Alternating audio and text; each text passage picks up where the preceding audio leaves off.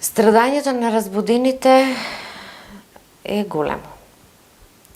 Затоа што колку некој да ве обидува, доколку тоа е ниво на свест, за жал, вие нема да поверувате во тоа. Ако некој ви каже, вие сте манифестатор, креатор на вашиот живот, сите проблеми потекнуваат од вас. Не е така. Така, ние како велиме, тој е крив, тоа е економска криза, ово е на власт, ова ви не сваќате. И секој што ви кажува, мислите се управуваат, уверувањата се менуваат. Вие може да си помогнете, вие имате капацитет да се исцелите. Нашето тело е неверојатен биолошки компјутер, диамант во универзумот.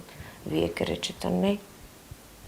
И страдањето е тоа. Ние сакаме да пренесеме одредена работа, меѓутоа некаде ќе се засади нешто, некој ќе рече да, може би има, некој скроз ќе го отврли.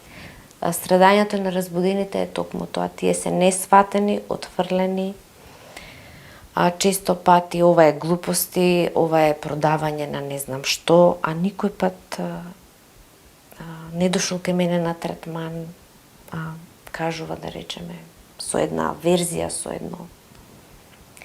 Така да тоа е страдањето, вака во елементарни црти.